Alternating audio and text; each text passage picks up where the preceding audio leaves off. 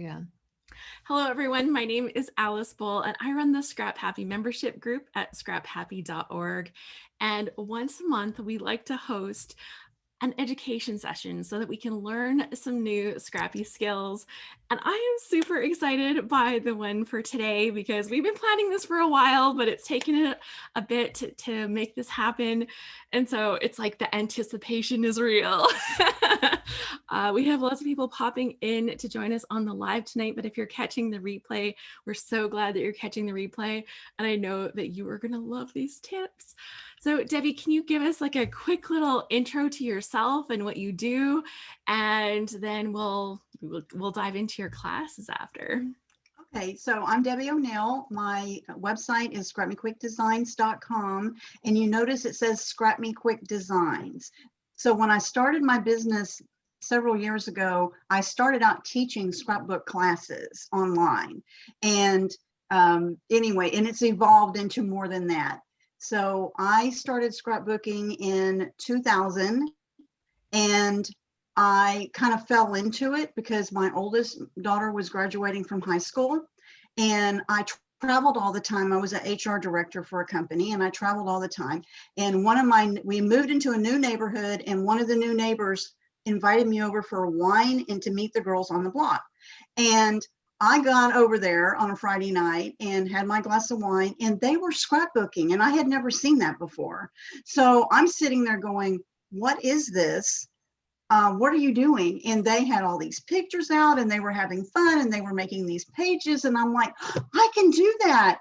And so after the second glass of wine, I decided that I should make a scrapbook for my daughter who was graduating from high school in 2 months. None of those ladies sitting there told me that it was impossible for me to have my idea come to fruition, that I was going to make a scrapbook from the beginning of her life through all of her school years. And so that was kind of my introduction to scrapbooking. And I guess I will tell you, I did make it happen. And it's back in the day when there were actual scrapbook stores, and you could go and pick out product, and you could actually touch it and see it. And I was traveling all the time, and I got to go to all these scrapbook stores. So I got really inspired by scrapbooking and the different products and the different designs I was seeing. I evolved into a design team lead for a local store here in Houston. I live in Houston, Texas, with my husband and our granddaughter, who will be 18 next, oh gosh, in about 3 weeks. Anyway, so I've been scrapbooking for a long time. I love to scrapbook, and when I started with the Cricut in 2005, when Cricut first introduced that first little Cricut machine, I really fell in love with scrapbooking, because then I could make my own stuff, and I didn't have to go to a store to go buy it. I just had to have the materials to make it. So I'm an expert for Cricut, and I was invited by them to do that. So I've been a product expert for, gosh, several years now. I'm sorry, this is my kitty Jolene, and she's decided to interrupt our meeting, sorry. Anyway, so I'm super happy to share with you guys some things that I find helpful in scrapbooking using my Cricut machine. And design space. So this is going to be for people who have the Cricut Explore machines, any of the varieties, or the Cricut Maker. So that's it, Alice. Is that enough? Sounds great. And now I just need to know which one of the videos, because you sent me two, which one you'd like me to start with. The one that's the Cricut tips for scrapbookers. Perfect. The other one's the one they'll get if they want to download the file to make the project that I made to share with you guys. So should I tell them a little bit about that real quick? Sure. Okay, so I love to share files, and I created a cute little scrapbook page, SVG file, to give you guys as kind of a thank you for having me come to the Scrap Happy Family event tonight for Maker. And there is a download that Alice has the link, and I'm sure she'll share that in your group for you, where you get a PDF file that has the supply list, a link to a assembly video for how I put the layout together, because I give you kind of tips of how I go about doing that. And then also you get the SVG file. So the class that Alice is going to be showing you right now, the very beginning of that, I actually explain real quick, how do you download the SVG and put it into Design Space so you can use it. Because more and more of us are using SVG files that we're getting from all kinds of vendors giving them out, or other people, or even people are learning to create their own SVG files. And a lot of people really stumble over, how do I get it in there? And then what do I do with it when I get it in there? So that's the premise, is starting with, I'm giving you a file so you can try this if you haven't done it yet. Perfect.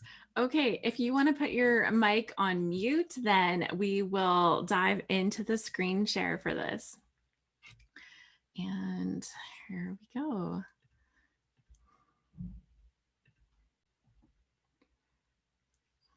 Okay, so I think you can see the right thing. Quick Designs, and I'm so happy to be here with the Scrap Happy family, showing you some cool things about Cricut Design Space and using your Cricut for your scrapbook layouts. I've got several tips to show you. Some of them are in the software and some of them are helpful as you're working with your cuts from the Cricut. Let me start by showing that I'm on my Design Space desktop app, and Cricut also has a mobile app for both the iPhone and iPads, and then they have another app that is for Android devices. So you can find those either in the Apple Store or in the Google Play Store. So, and those are completely free, so you can use those. A lot of people don't realize that they're free and they can use the app. Now, the way that I prefer to work with when I'm doing designs for my scrapbook pages is to use the desktop version of Design Space. That's what you see me using here, is the desktop version. One of the things that I've done is that I have created an SVG file to share with you guys of a scrapbook layout that I created. And I'm going to show you how I get it into Design Space. Then I'm going to show you how do I manipulate the file so that it makes it easier for me to lay out and cut it for my scrapbook pages. Now, the first thing you need to do is you have to have downloaded an SVG file from somewhere. Okay, I'm going to be giving you one that you can get from me to upload, but you'll go out and you'll download it. So there's all kinds of files. So they can be scrapbook layouts, or they can just be images that you want to use on a scrapbook layout. A lot of them are free. There's a bunch of places online where you can get free files. They may be files that you pay for. The first thing you need to know is that when you download a SVG file, it's going to come in a zipped folder. And a zip folder looks like this, and it has a little zipper on it. You will put this somewhere on your computer where you'll know where it is. Once you get it in there, what you have to do is you have to unzip it. Now, I am using a Windows 10, so what I show you will show you how you unzip your file. You're going to be extracting the files. So if you're not using Windows 10, you're using some other operating system, you may need to look at how do you unzip file folders. Okay, so you could Google that. But all you have to do in Windows 10 is come over here. I right-clicked the file folder that's zipped, and I went here to where it says extract all. So this little dialog box pops up, and I'm going to go to extract all, and you're going to see it. It says extract compressed zipped folders, which is what we want to do, and it says where do you want it, and I just always have it unzip it in the same file folder that I downloaded it to. And then down here on the bottom, you just say extract. And what it's doing is that it's unpacking that folder, so to speak. Once it's unpacked it, you'll notice that this is now the file. That's the file name. And then all of the items inside of that are now available for you to see them. Several things in here. The first, of course, will be the SVG file. So there will be a file that has a .svg extension on it. That's the file that we're going to want to upload into Design Space. I'm going to show you that process here in a moment. You may get a file that has other dot extensions on it. It's for other types of machines, like a DXF file. But when you're working with Cricut, you're going to look for the one that says .svg. So that is your SVG file. Then the other thing that you'll see is that sometimes there's a PDF. Now the PDF, in my case, when you get my file, is its layout instructions. And usually most designers have that. It's a PDF file. It may have a picture of the project completed. It'll have maybe even a supply list or some idea of what was used to make that layout or project. And it'll also sometimes have links to other things. You want to be sure and open that up. In Design Space, the thing that I want to tell you is that when you import something into Design Space as an SVG file, sometimes it doesn't always import in at the size that the designer intended for you to use it. A lot of times in these PDF files, you'll see they will give you the instructions for what size you need to size it in Design Space. See me do that here in a moment, so you'll know what I'm talking about. And then there usually is an about this file. And that's always a text document. And this has to do with the licensing for the image that you've downloaded. So you always want to look at that, make sure you're not violating that. The files that I share are for personal use only. You cannot recreate the project and sell it. You cannot sell the file, anything like that, but you're welcome to use it for your own personal use. So you need to look at the terms of service basically for that particular file that you downloaded. So you'll find that in the about this file within this zip folder. Okay, now we've got all this, we're good to go. This is just showing that this is the open file folder. And once you're in Design Space, then you will be able to go into your left-hand menu here in the Design Space screen and go down here where it says upload. Now, you'll see two things. This is for images. So this is telling you if it's a JPEG image, a GIF image, a PNG, a BMP, an SVG, or a DXF file, this is where you're going to upload it to. The other one over here is when you have patterns that you're going to upload. We're not doing that today. We are uploading an SVG file. So we're going to click Upload Image. We're going to go to Browse. So it's going to browse my computer so we can see where did I put that file. So I'm going to come over here. So you would go to wherever you have it on your computer. Okay. Then you would open up the file that you've opened up, right? We've unzipped it, the one that we unzipped, and you're going to come find your SVG file. So I'm going to click the SVG file and it's going to upload it into Design Space. So it'll give you right here where it says image name. This says Flurry of Fun Layout because that's the title of my layout. And then I have an underscore here where it's SMQD. That's the initials for my business, Scrap Me Quick Designs.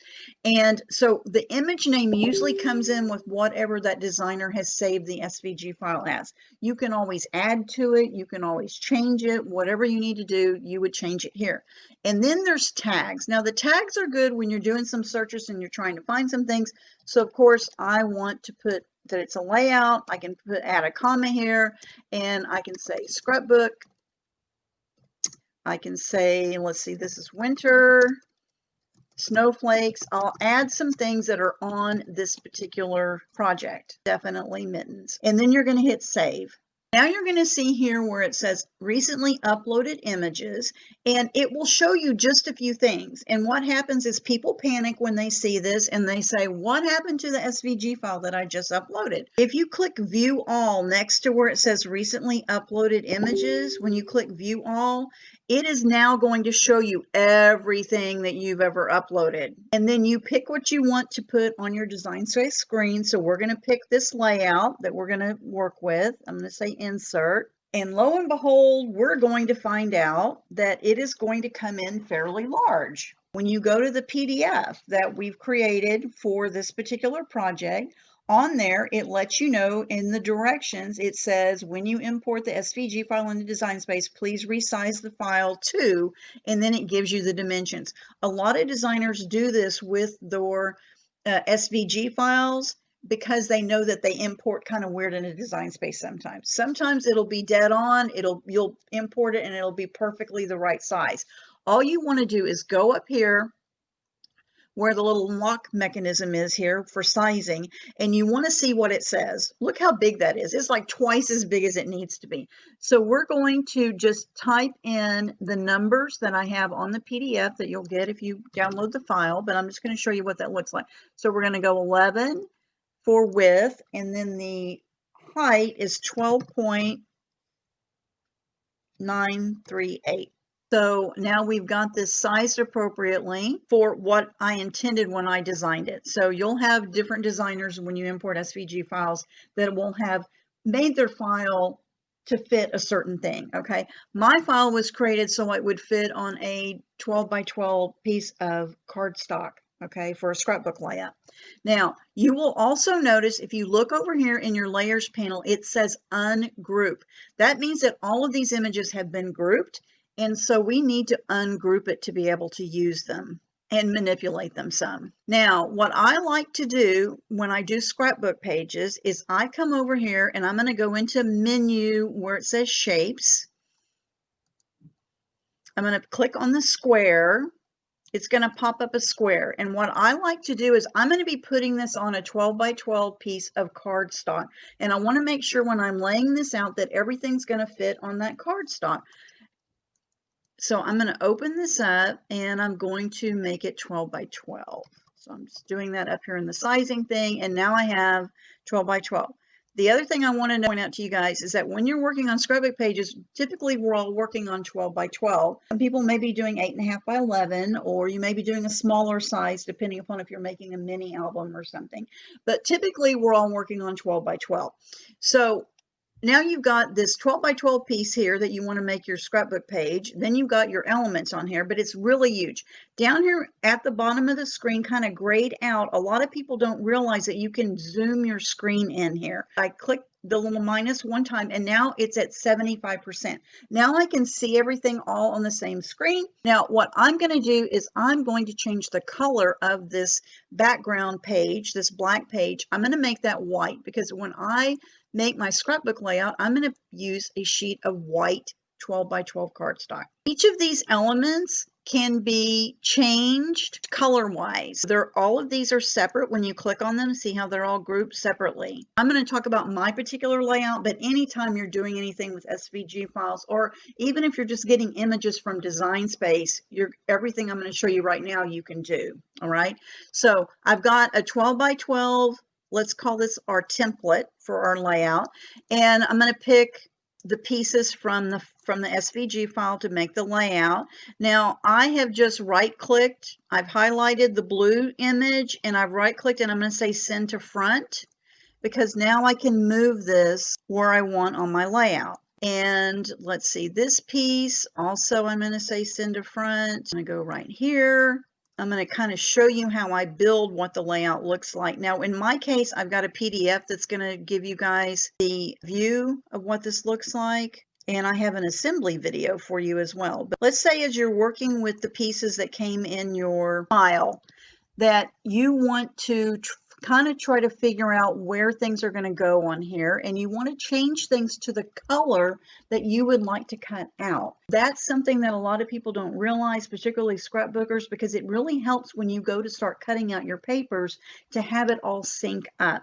So this blue here in the middle is going to represent a blue piece of pattern paper that I'm going to use for the background on this layout. Now the top piece came in brown, but I think I'm going to use a piece of red pattern paper. Actually, it's a red stripe pattern paper, but I want to give it a color that it's going to kind of represent that. So when I go to cut that piece of paper, I've already got it, so it'll visually help show me what piece I want to use. And then the purple down here is actually going to be a piece of silver glitter paper, and we have a silver piece already here that it is a big snowflake with a bow on it. These two things are going to cut out of silver glitter paper actually, and then the snowflakes are grouped. Now sometimes when you import a SVG file in and you're trying to use it, some images like all of the different shapes were able to be ungrouped, but sometimes you have some that have been attached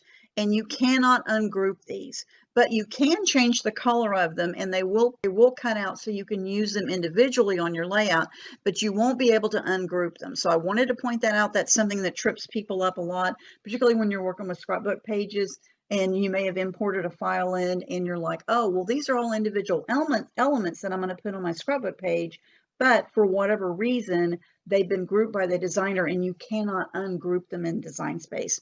But we can change the color, and I know that I want these to cut out in the same paper that I'm going to cut out the glitter cardstock for this element and the bottom element. Now these are also going to cut out And now I've got the title for this layout, and I intentionally made these different colors so that you can then change them to whatever colors you want to use. I do think what I'm going to use is I'm going to cut them out of red glitter paper. We're going to go in, and for each of these, I'm going to change it to the red here in the material color selector.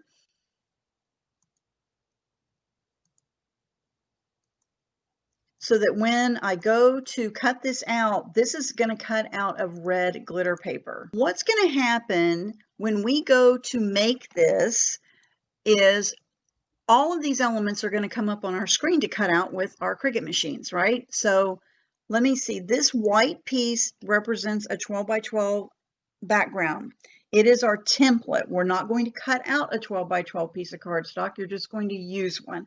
So this, if you try to send it to Design Space right now, what's going to happen is it's going to come up and tell you that it's too big. So let's just do that just so you see. So I'm going to say make it. And then when it's going to come up, you're going to get this box that says project incompatible. This project is not supported by your current machine selection.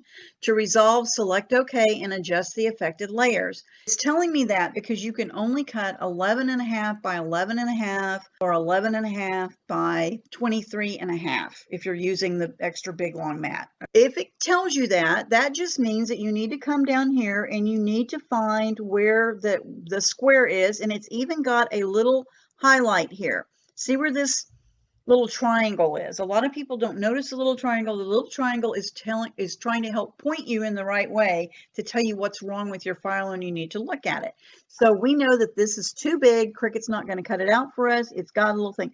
All we have to do is turn that eye here, just click that, and it's going to turn off that layer. So if you ever had any trouble and you're trying to figure out what to do, particularly when you're working with layouts and you're trying to use a template background, it's usually the size that you put your background on that's too big. We're going to turn that off right now.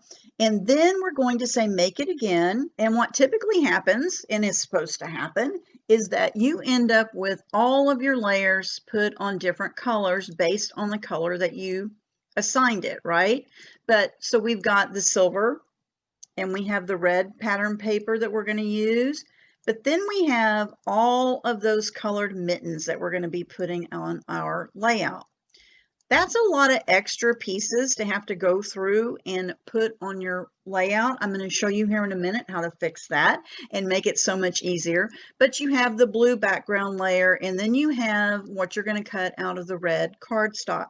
I wanted to show you guys a couple of things. One, did you know that you can move these once you're on this mat? You can move these around. So let's say you have a piece that's only, maybe the red cardstock piece you have is not a full 12 by 12 sheet. Maybe you only have a small amount of it.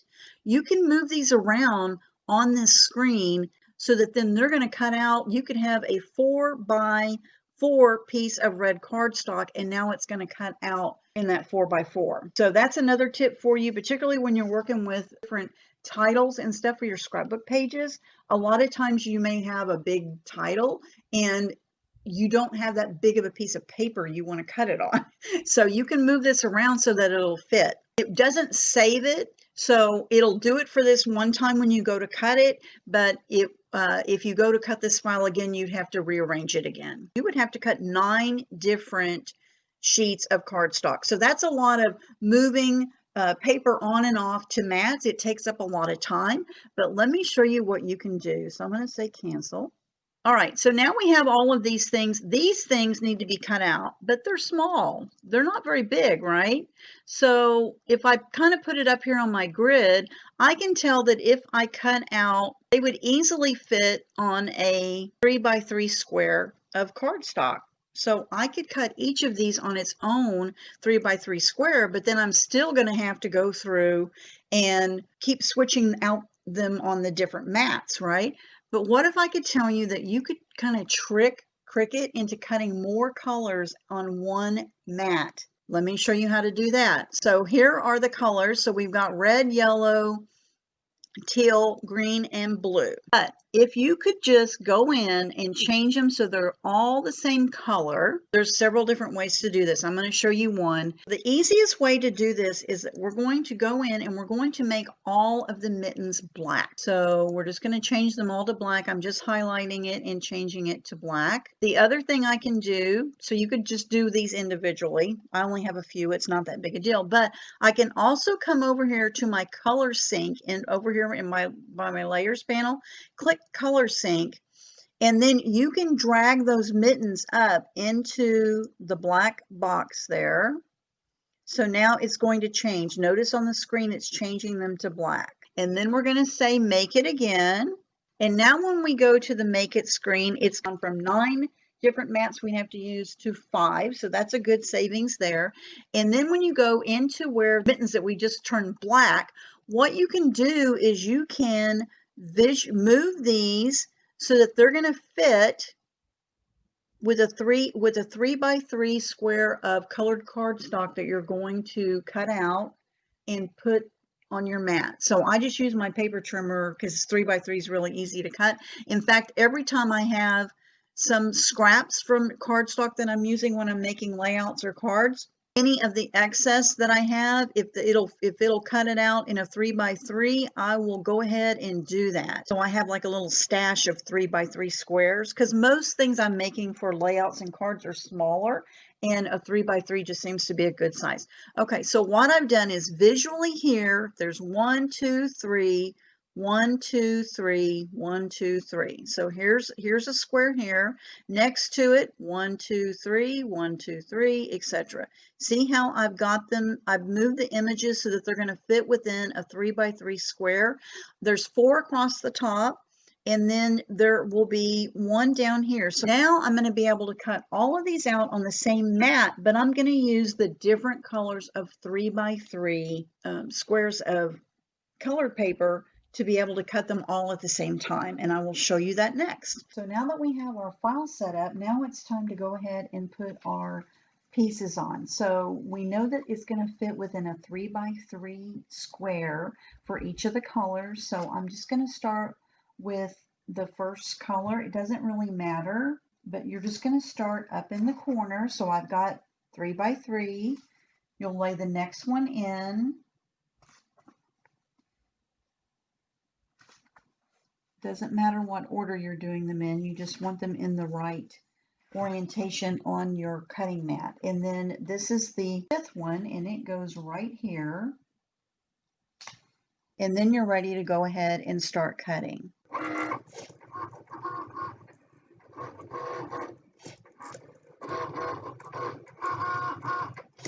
Okay, and then you can unload our mat, and you'll see here that they are now all cut out on those squares. So I'll just take these off quickly to show you. And we have all of these cut without having to use separate mats. Okay, another tip I have for you is that once you've finished your cuts with your material on your Cricut mat, instead of trying to lift the paper up off of the mat, a lot of times your paper will start to curl. That's a big problem and something that I hear a lot of scrapbookers talk about.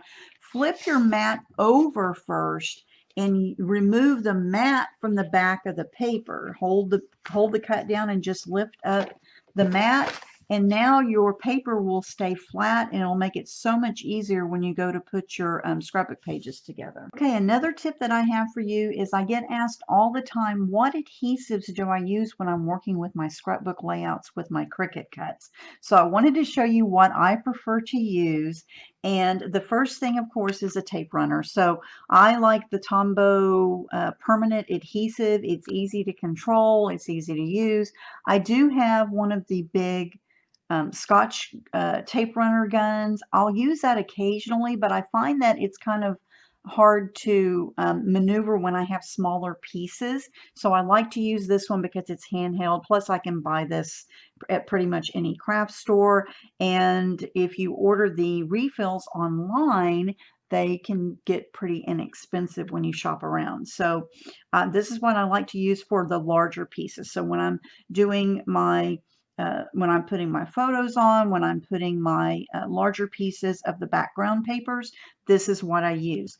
Now, the other thing that I like to have on hand is some type of a glue pen. So I like the chisel tip Zig two-way glue pen. You can get these at the craft stores or buy it online.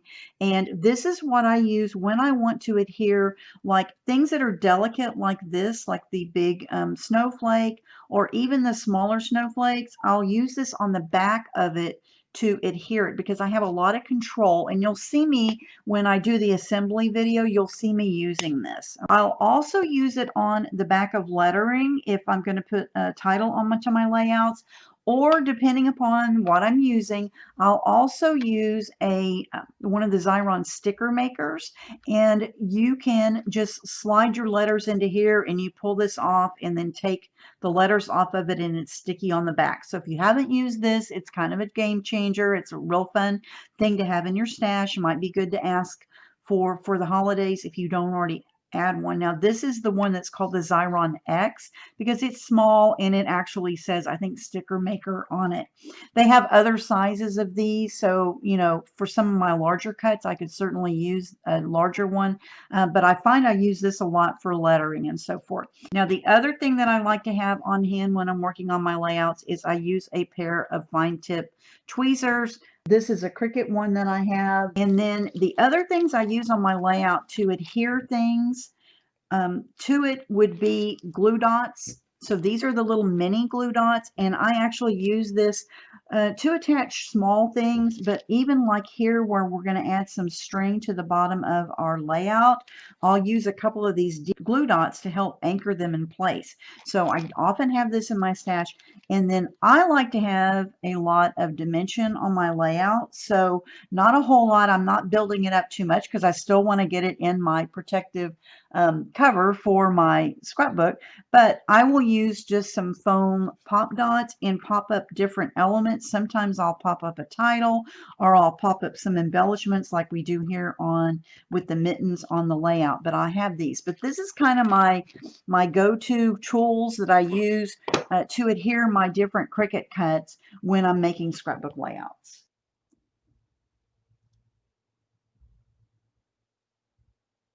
Okay, we gotta press this here. Okay. Fantastic. So Debbie, I think your mic is off still. Did you want to talk just for a sec before we dive into this? And we can like go straight into some questions that people might have. If you have a question about any of the stuff that you saw Debbie doing in that part of the class, then you can just let us know and just ask it here in the comments, and I will make sure that we get them all answered. I think that seeing how you manipulated the different pieces so that you could just kind of put the paper into your machine and cut once without having to put on all of the different pieces of paper was a really big, that's like a really great trick. Yeah, and you can do it for any size. So it just happened that these were small, so a 3x3 fit. But if you've got other size images, you can do that, but you can just lay it out on your grid mat and kind of get an idea where you would put that paper down to fit that size. So it's something that a lot of people don't think about. And it was one thing when Alice asked me, what would be good things that I use as a scrapbooker when I'm working with my Cricut? And so I tried to hit just a few of the highlights. There's so many things that I could show you. But so today was just kind of giving you a taste of how some of that works and a few little tips along the way about things in Design Space and where you find things, because that's another thing is people don't always know where, like when someone says go to the layers panel, they don't know where the layers panel is, or where do you upload the file, or things like that. So I tried to hit kind of a high level overview of some of the things, more common things. So Caroline is asking, when I unzip a file, it doesn't open as an SVG, but as a HLMT file. Is that something that you've had happen before? Yeah, that means that she does not have it. She did not get an SVG file. So HTML file is like a graphic image of the file, but you can't cut it. So if depending upon where you got that from, maybe you thought when you download something from Google, because there's free Google images or images out on Google, a lot of times people think it's going to be an SVG file, and instead when they download it, it's an HTML file. So those are not cut files. Okay. Yeah, it's a web page. There Exactly. we go. Yeah. And Jeanette says, I hope Debbie continues with this series. Well, Alice and I might work out a deal where I'll come back. I love the Scrap Happy family. I was a member for a long time. I did load a bunch of times. I got so much done. So I love the Scrap Happy community, and I'm happy to help you guys. So maybe what we'll do right now is we'll dive into the assembly of the layout, and then maybe you can talk to us a little bit about the different Cricut machines, the options Sure. people have, and just kind of help us kind of make the best choice if that's something that's new and Yeah. people are like, hey, I used to have a Cricut, but I don't have one right now. Yeah. Not that So, that would apply to anybody at all. right. And I have used both machines. So I used Cricut for a while, and then I switched to Silhouette for a while, and then I was back with Cricut again. So, you know, they're both good machines for different reasons. You know, people have a preference over the other. That's fine. The principles that I'm teaching about just scrapbooking in general, you can usually do on either of the machines. It's just a matter of how you do it in that software. But do we have many people here that do not own a Cricut that want to know a little bit about the machines and they're thinking about maybe getting a Cricut?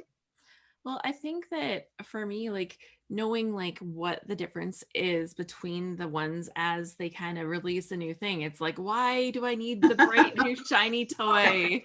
Yeah, yeah. And, you know, I own all the great big shiny toys, so I'm happy to tell you about them.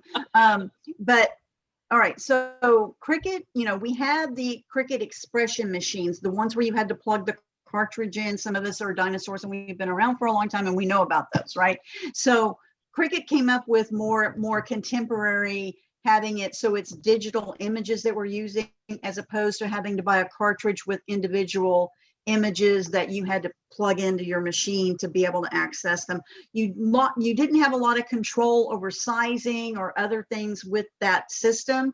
So the design space that Cricut's created allows us to use digital images, which then we can pretty much manipulate however we want. We can flip it around, we can weld it, we can do all kinds of things with those images that we couldn't do it in the other program. So if you have a legacy, is what I like to call it, a legacy Cricut machine, it's probably worthwhile to consider going ahead and updating to a more current model, either a Cricut Explore or a Cricut Maker machine. If you have your Cricut cartridges still, and you can link them to your Design Space account, your Cricut.com account, and they will show up in Design Space. So I probably owned almost every cartridge ever made because I'm a Cricut fanatic. And when Design Space came out, I had already linked them to my Cricut account. So when Design Space opened for the first time, all of my images were already in there, but in a digital format. So I didn't have to plug anything into a machine. So if you're in that situation and you've got all these Cricut cartridges and you're thinking, what am I going to do? I want to upgrade, but are they going to work? You can still link those. Okay. So there's ways to do that. You can go out to cricut.com/help and search in link cartridges, and they will explain to you, depending upon your situation, how you're going to get those images into Design Space for you to use them. So that's one thing that I like to tell new people if y'all are trying to figure out, you know, I'm a legacy. If you are new to the Cricut world and you're trying to decide, would I use this enough? You know, start with one of the Cricut Explore machines because you don't probably need the capabilities of a maker. For most scrapbookers, you're just not going to use that. So Explore machine is going to let you cut all types of paper types. So cardstock and pattern paper and glitter paper and pretty much any kind of paper material you can think of that you want to cut to put on a scrapbook page, you'd be able to do it with a Cricut Explore machine. If you are somebody who does a lot of hybrid stuff, or you are interested in cutting thicker materials to put on some of your pages or whatever, then you may want to consider getting a Cricut Maker machine. Both machines can cut material. I don't know if any of y'all are putting actual fabric on your scrapbook pages or not. That was popular for a while, but I don't know if people are doing that currently. I haven't seen that. But you can cut both in the Cricut Explore and the Cricut Maker machine. However, if you cut it in a Cricut Explore machine, the main difference is you have to put a fusible backing on the back of your material, actually fabric, for you to cut it out with the fine tip blade. If you are doing a lot of sewing, maybe you like to do scrapbooking and you like to do sewing, and there's a lot of different things you like to do, then the Cricut Maker might be a better machine for you, because the Cricut Maker has the capability of, it has a fabric mat that you can put your fabric down on. You don't have to put that fusible webbing on the back of it like you do with the Cricut Explore machine. And it has a rotary blade. So if you're a fabric person, you use a rotary blade to cut your fabric. There is a blade that comes with the Cricut Maker that cuts fabric. So that's kind of the differences between those two.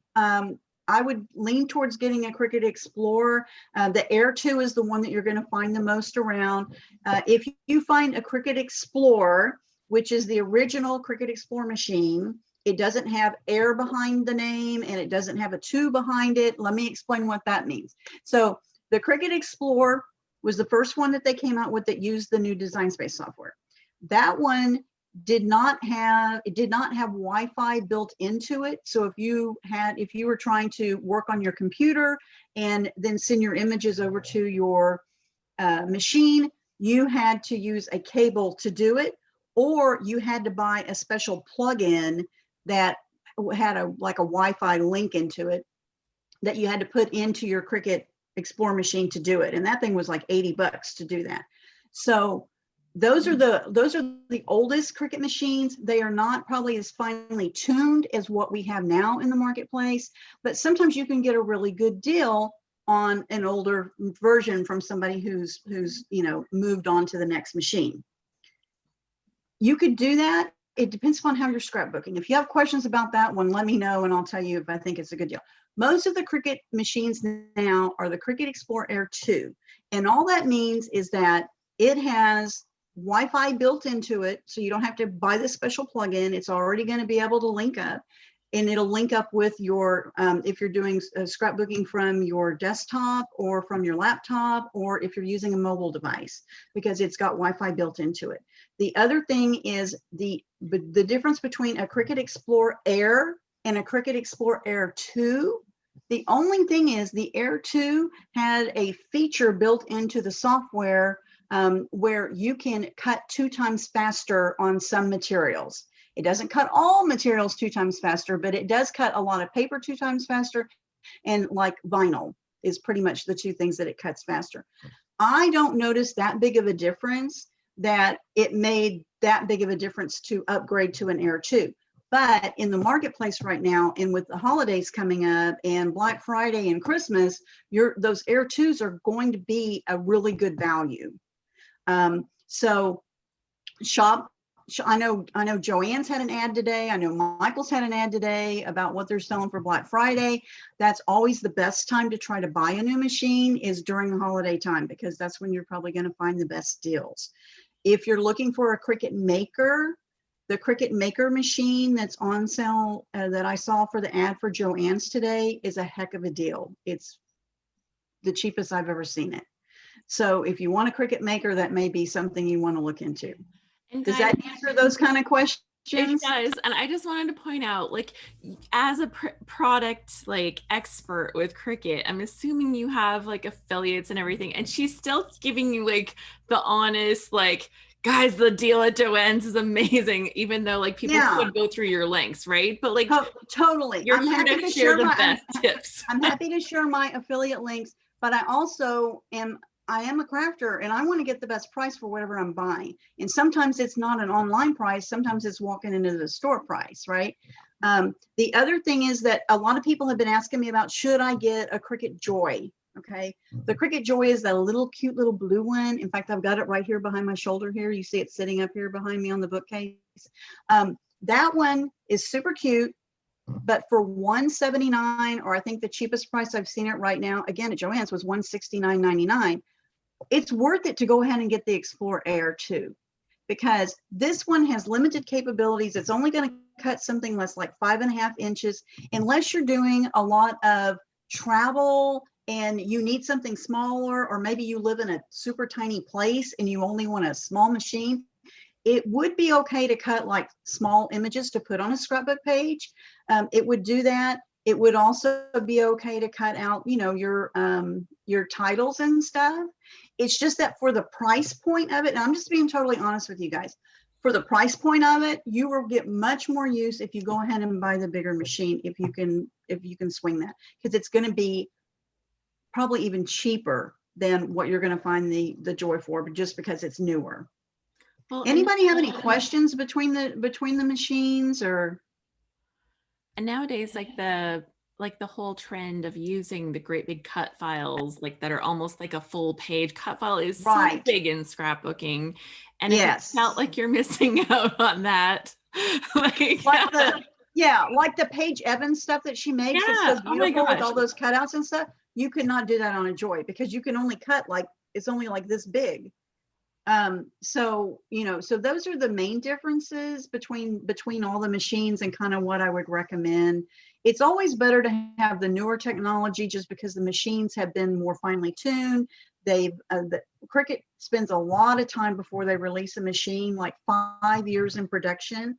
So if you think about it, that Cricut Explore, the first one that came out, is like almost 10 years old now. So the technology has changed. The other thing that I wanted to tell you guys is the other question I get asked a lot is about the blades. Okay, you can use their fine tip blades, and you can use them in either the Cricut Explore machines or the Cricut Maker. So if you need to get a new blade, you can use either one of them. Now, if you are at the store and you have a choice, and you see a package with a gray cap on the end of the blade, do not buy that one. Those blades have a little bit weird angle to the thing, and they are tearing up people's paper. And Cricut's aware of it, but they were already out in the marketplace. And so, you know, try to buy one that doesn't have that. It's a light gray cap. I may have one to show you guys, maybe, I don't know. I'll look. But I don't know, what kind of questions do you have? So Julia says, I have an Air 2 and the old Explorer, and I just haven't used them. I have a ton of cartridges too. See, that's why we need the tips. Like, that's totally why we want to do this, because sometimes you see it and you're like, oh, that is way easier than I thought, right? And I think that's it. Sandra says, I thought you needed the German carbine blade for the Explorer. Okay. When the Cricut Explore came out, the big deal was Cricut says, we have a German carbide blade. So it was more about marketing of that blade, because it's better than other knockoff blades that you can find online on Amazon. Okay, because it will cut. The blade is made to cut longer. It's sharper. It lasts longer. That was some marketing that Cricut did when those blades first came out. Now, when you look at the blades, they don't say German carbide on them anymore, as long as they say Cricut. Let me see if I've got some packages here to show you guys. Oh, here's the one you don't want. You don't want these that have the gray caps on them because they're tearing people's paper up. But there's something weird about the way they cut these blades. The red one was the one that said German carbide blade on it. See how it says it there on the top? These blades still work. They're great blades. If you find some, it's an older stash of blades. They're the same blades that they are now calling their premium fine point blade. This is also a German carbide blade. They're just not marketing that name. Now they're calling it a premium fine point blade. And I know it's super confusing, all these blade name changes. And you go to the store and you're thinking, which one do I get? Because some of the stores have these hanging beside each other on the shelves, because they have some older stock from when they were called German carbide blades and to now. So the white tip See how it has a little tip on it, the little rubber tip there? That is where the cutting blade part is on the blade when you take it out of the package. And that's the part you remove when you install it. But those are the differences there. Does that make sense?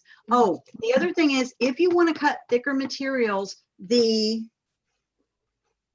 black, gosh darn it. I'm sorry, I'm looking to see where my,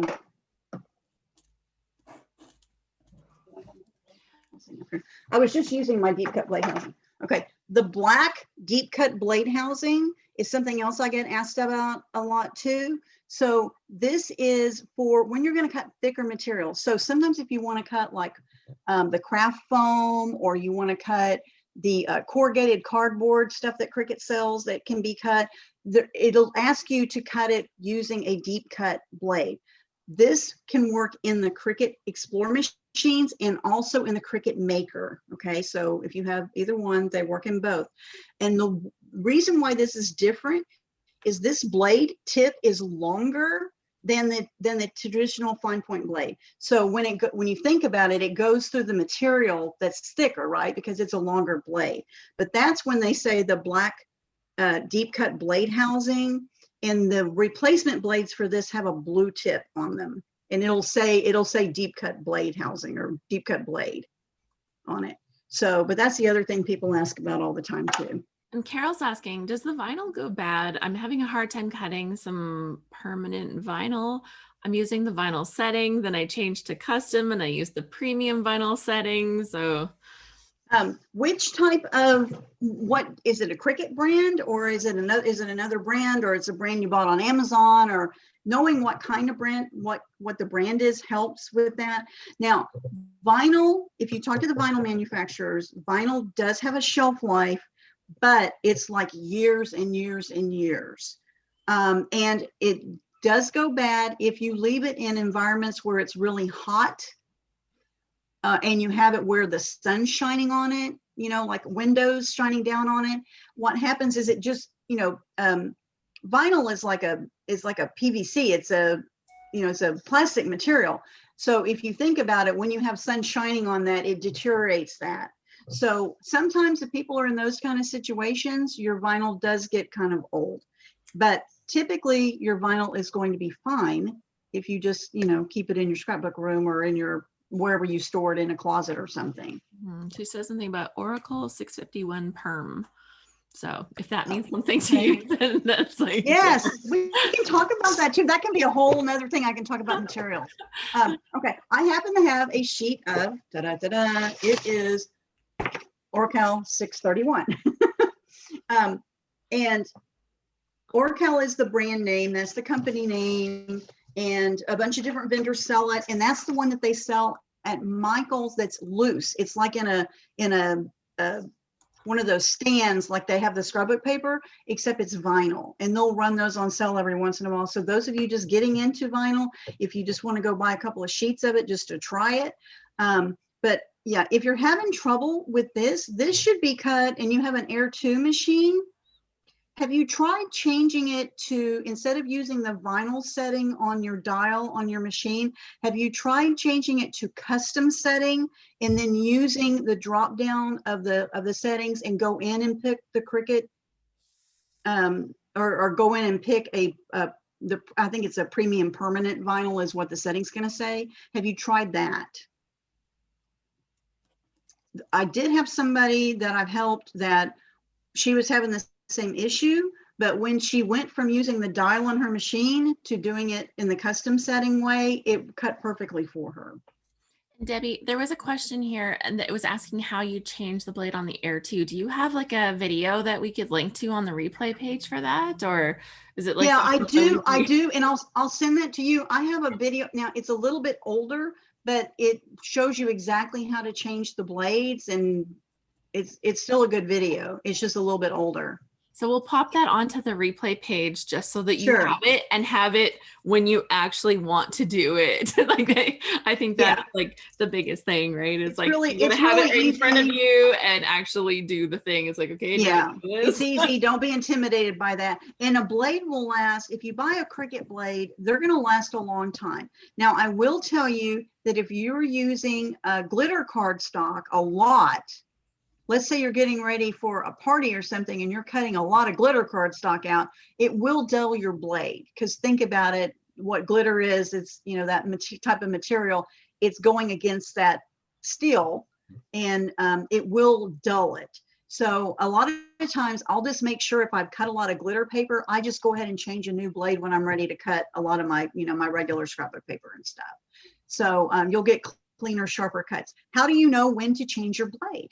You know when to change your blade when you start having kind of fuzzies, like when you use your paper trimmer and you start seeing like fuzzies on the side of your paper.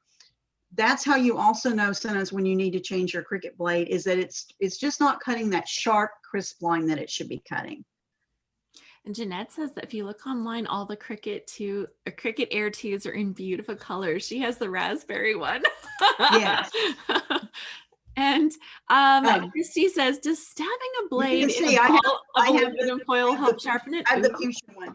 Okay, all right. That whole use a ball of foil thing is like okay, I'm going to talk about a pet peeve here real quick. There are people doing hack videos out there. Hey, this is the greatest Cricut hack ever.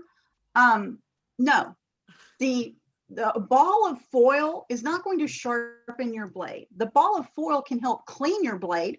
Like if you were cutting a bunch of glitter cardstock or something that was sticky, maybe, sometimes we have that scrapbook paper that already has the adhesive on the back of it. Sometimes your blade gets too sticky or whatever. You can use the ball of foil and it'll help clean that a little bit. But please don't think that that's going to sharpen your blade. Actually, it dulls your blade to do that.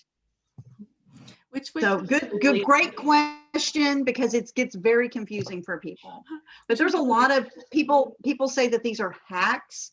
Well, the tip was a hack, in my opinion.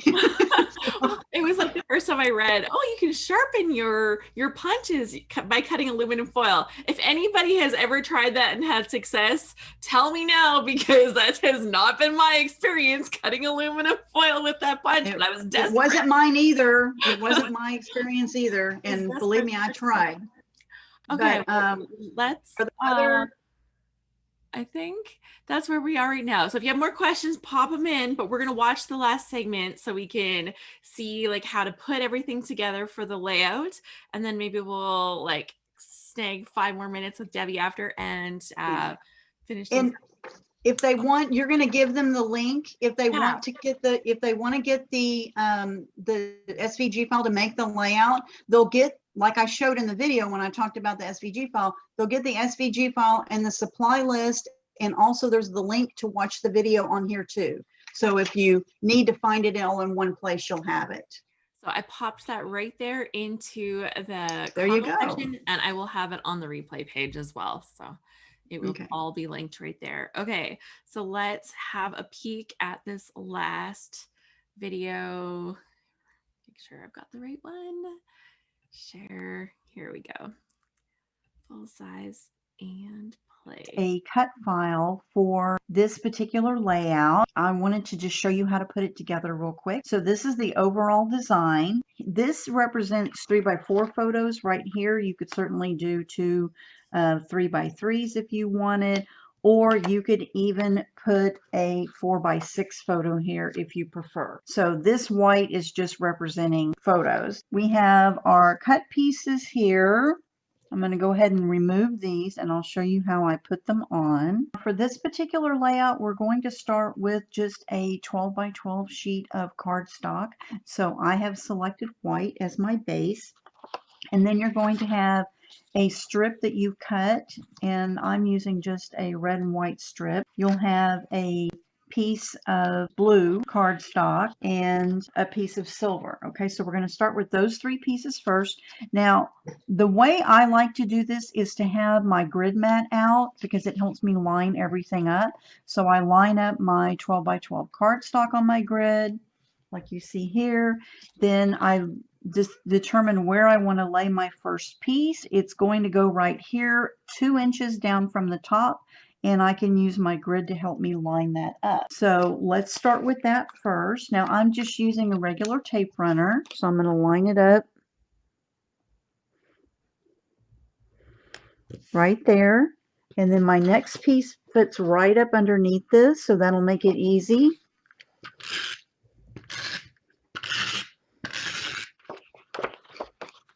Line that right up here. And then the silver goes underneath that. So I'll just run a line of tape runner underneath that.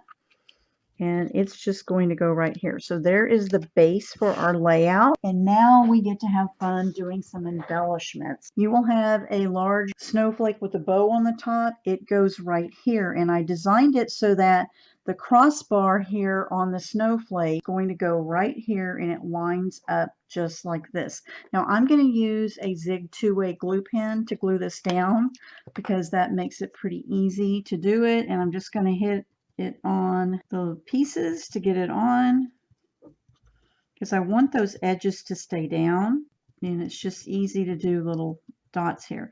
Now you could use a tape runner if you wanted to try to do this, but you end up with too much adhesive everywhere. You could also use a sticker maker machine too to do that, but I find the glue pen just as easy. So I'm just going to line this up right here.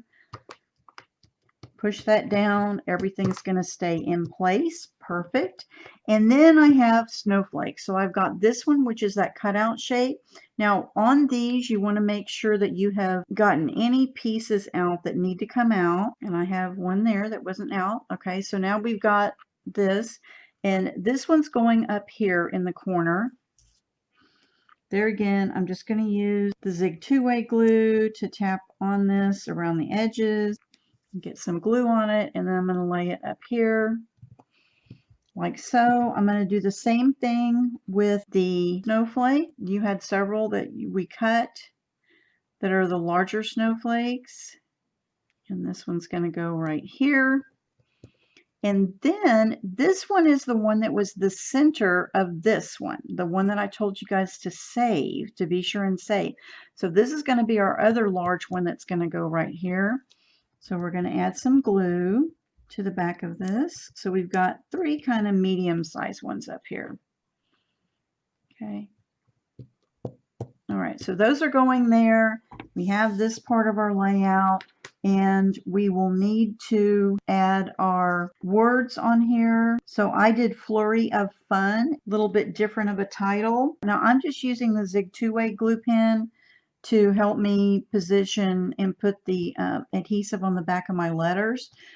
I also often will use a pair of tweezers to help me with this process, just because it goes a little bit faster and I have a little more control. So I'll flip it over and add my adhesive on like this. And just got each letter. Now there again, you could use a sticker maker if you wanted to and run these through. I just find for something like this, it's just as easy for me to do it with the glue pen. Now this lettering is cut at angles so that it makes it nice to be able to give it your title a little bit of movement by alternating how the letters are staggered. I like to do the word fun next. Okay. All right, and then I'm going to put the snowflake right here, the extra snowflake, which is slightly smaller than the 3 that we put up here. And it's going to go here.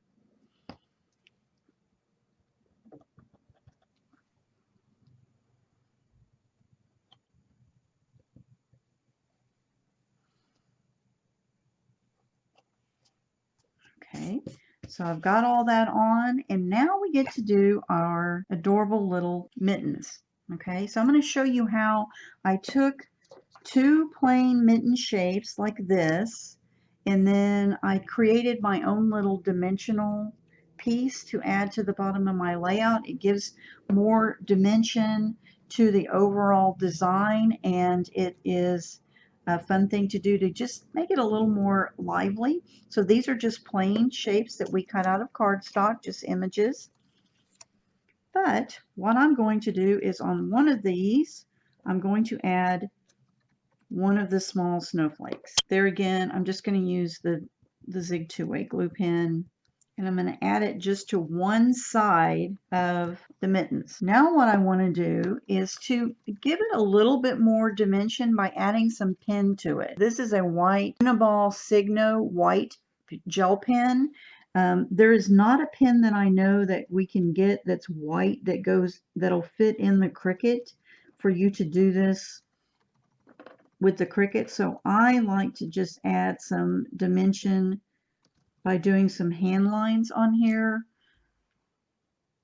And all I'm doing is just adding some lines. They don't have to be perfect, but they kind of give you that effect of it being a rib part of the mitten. And then I used some foam dots, stuck one in the middle of the mitten that doesn't have the snowflake on it. And then just lay this one slightly off center on top of that one. Okay, so now it looks like a little pair of mittens. So you'll do that for all 5 sets of the mittens. Okay, so you'll do the same thing. Those all look the same. All right, then I want you to get about a 12-inch length of, I'm just using some red and white twine. You can use whatever you have, but we're going to add a little bit of twine to our layout to hang our mittens from across the bottom. And what I'm doing for that is I'm going to use some glue dots. These are the mini glue dots, and so let me just peel off a couple of these. Now once I cut this into 12 inches, I knotted the end. So I made a knot on both ends, and this is going to give me a place to put my glue dot on the end. So I'm just going to stick it on one end like so. Get that glue dot on there, and I'm going to lay it up here in kind of where the pattern paper meets the glitter strip, and then I'm going to do the same thing on the other side. Okay, so I want it to have a little bit of movement and not just be a completely straight line. So I will also add one glue dot here in the center to hold this down.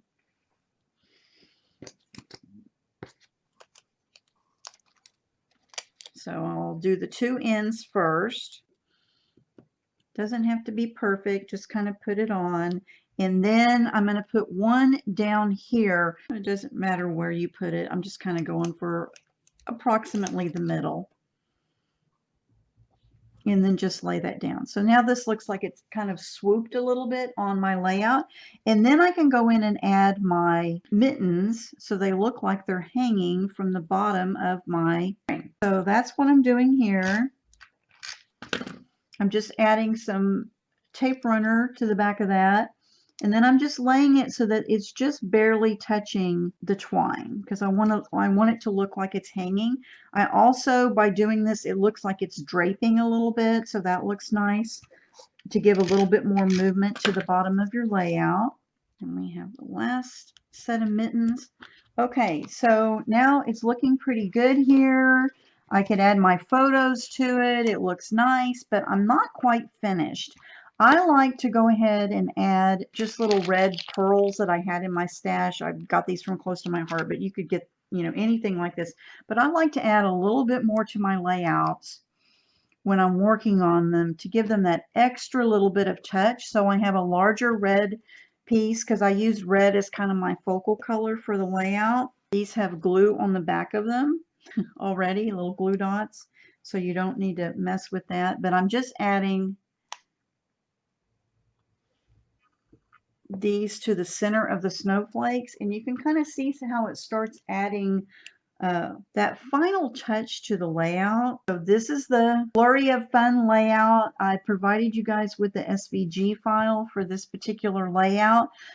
Watch the video on how I showed you how to cut all of these mittens out on one mat, Cricut mat, without having to keep changing out colors.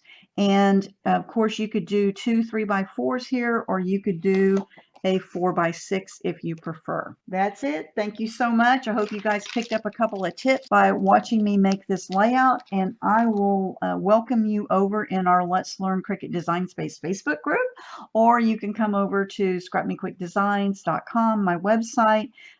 Be sure and follow along. I'll be sending out some emails with some other tips for you scrapbookers. So I will make sure that all of the links are available on the replay page so that you can just go click and pop over to everything and make sure that that's all available too. I saw one more thing. Where can you find SVG layouts for downloading? Like, is there a spot where you can specifically get the layouts, Debbie? There are some layouts already in Design Space, so you can just search for, if you search scrapbook or you search layout, they come up, and there's some really cute layouts in there. The other thing is, if you have the Cricut Access subscription, which is the library of all the images. Let's say you're not somebody who already has all these legacy cartridges and you decide you want to buy a machine now. I recommend that you start out by at least getting a subscription. You'll get a 2-month free subscription when you get your machine. As soon as you set up your machine, that 2-week subscription starts running though. So if you set up your machine and then you don't use it for 2 weeks, that elapses. A lot of people get confused about that. But you can buy a subscription for it's $9.99 a month if you do it on a monthly basis and they charge you monthly, or you can get a subscription that's for a whole year. There are a ton of layouts from close to my heart that are in there now because they are now part of the Cricut family. And there are a lot of beautiful layouts. I mean, just knock your socks off, beautiful layouts in there. So that's one way to get them if you're just in Design Space using them. If you want to find SVG files from other vendors, I'll try to give Alice a link to a few that I know where people do scrapbook layouts. I'm seeing more and more of them lately, which is good. It's good for the scrapbooking community. Scrapbooking seems to have been making a big comeback, which is good. With everybody staying home so much, I think that people were trying to find something to do. But I'll give you some links to a few places where people can get SVG files as well. Awesome. Yeah, and then I know there's lots of places to find cut files to make big fancy backgrounds, or cut files that you can back, and there's and all kinds of different images. And then we can even do a session sometime, Alice, where I show you how you just go to Google and you find a silhouette image, which looks like a black image, and we can bring it into Design Space as a JPEG file or PNG file, and I can show you how to make that into a cut file. So there's so much capability. It's pretty fun. I think I saw some nodding heads and like, yeah, that'd be good to learn. yeah. So there's some things like that you can do. There's just so much to learn. Oh, and Chrissy, some of my divas. Okay, so we should explain why we're wearing crowns, because the other ladies are probably thinking we're crazy. I do something called Diva Days. And these are people that are in my Let's Learn Cricut Design Space Facebook group that wanted a way to connect, kind of like you guys connect in your Cricut, in your Scrap Happy community. They wanted a way to us to work on projects together. So I design all 3 or 5 projects depending upon what we're doing, and then we have a whole day where we craft together. Okay, we did this. I've been doing this for 5 years with them now. They started calling themselves Debbie's Divas. So then they decided that we should all have crowns. So now we wear crowns when we do it, and it's a whole day. And most of the time we're wearing pajamas and we're wearing our crowns and we're doing our projects and stuff. So that's where the crown thing came from. It's just kind of stuck. If you see me at Cricut events and stuff, I may or may not be wearing a crown, but I guarantee you everybody there will come up and ask me, why aren't you wearing your crown? Because people know me from wearing the crown. So it's just kind of funny. It's just kind of become my thing. Anyway, so thank you, Alice, for wearing your crown tonight. Yes. But I see some of my divas in here talking and Yes. chatting, and there, some of them are Scrap Happy family members, and some of them are new, or they would like to do more scrapbooking. So I've invited them to check you guys out. So Well, this is the best thing. If you haven't heard enough that shows you that this is amazing, that Debbie has the info that you're going to want. Christy says Debbie's Facebook group is an incredible resource if you need help too. So there we Yeah. go.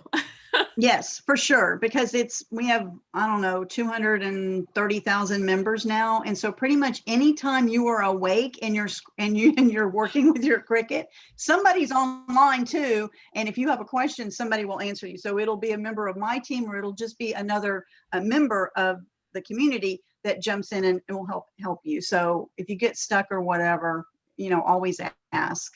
And not in our group, there's never a dumb question. Every question has value, and everybody's at a different level and starts at a different level. So you don't have to feel like, well, I'm a newbie and I don't know anything, and these people are going to think I'm crazy because I'm asking this dumb question. There are no dumb questions in our group. Well, I think we all remember what it was like in those days when it's like all confusing, and then you learn little things and you don't even realize that you kind of have picked up a lot of skills until you start building somebody's like, how do you do that? Yeah, you start building your skills, and as soon as you know how to do something, you are so thrilled to be able to tell the next person how to do it. It is amazing. So really right. Well, I just really want to say thank you so much, Debbie, for joining us for this Scrap Smarter session. I love being able to share new skills, new tricks, and just to learn new things so that we can have a better experience when we're scrapbooking, so that we can make pages that we love and have a good time. So thank you so much for being part of this and You're for sharing welcome. it. The replay will be available right very quickly. I will get this up right away, and all of the links to all the fun things that you saw and more will be available there. Ross says, thanks so much for the tips and for the layout SVGs. So thank you. Perfect. I hope you guys like it. I figured it was versatile. Awesome. Okay, well, thank you everyone so much, and thank you, and I will say good evening for today. Thanks everyone. All right, bye. Bye.